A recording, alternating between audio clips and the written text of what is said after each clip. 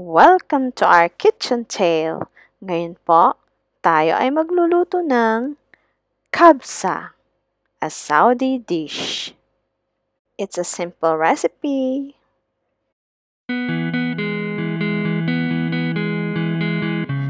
Here are the ingredients. 2 cups of onion, chopped. Then 2 large finely chopped tomatoes. 1 tablespoon of tomato paste, a teaspoon of grated ginger, and a teaspoon of orange zest. Then 1 dried lemon, 4 sticks of cinnamon, a teaspoon of dried cloves, then half a tablespoon of dried cardamom, teaspoon of ground pepper or black pepper, and a tablespoon of salt. Then for the toppings po, 1/3 cups of roasted raisins and roasted almonds. Then for the main ingredients po, we need 2 cups of long grain rice soaked for 45 minutes. Then I use 665 grams of chicken. It's up to you if you want to use chicken cut into half or different cuts, it's okay. Then lastly po, 1 large size of carrot shredded. Now let's do the procedure po, how to cook it. I use 1/3 cup of olive oil. It's optional kung ano pong oil ang meron kayo. It's fine.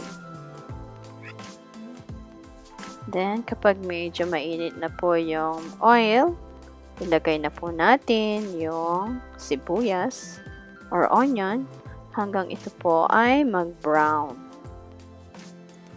Then, i-add na rin po natin yung ginger, grated ginger.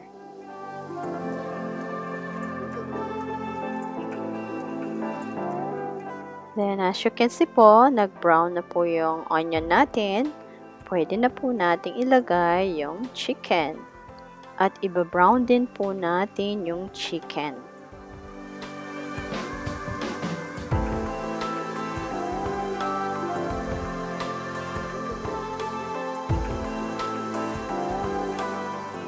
Ngayon po, once na nag-brown na po yung chicken, pwede na po nating i-add yung mga ibang mga rekado.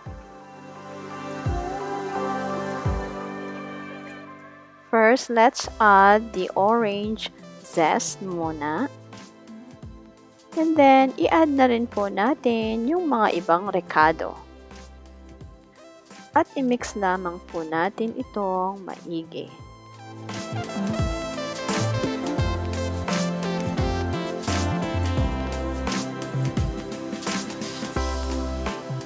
Then, isunod na rin po nating ilagay yung tomato paste and yung finely chopped tomatoes.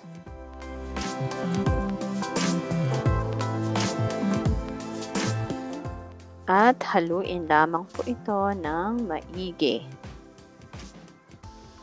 To give you an info about this dish, Kabsa is a mixed rice dish served as a communal platter that originates from Saudi Arabia but is commonly regarded as a national dish in countries of the Arabian Peninsula. This dish is made with rice and meat. It can often be found served in countries such as Saudi Arabia, Kuwait, Bahrain, and Qatar, and other Middle East countries.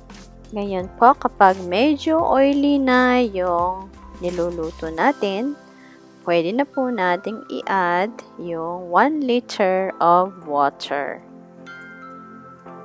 Then, hayaan po natin itong kumulo for about 25 minutes. Then, after 25 minutes po, kailangan po nating alisin yung karne ng manok.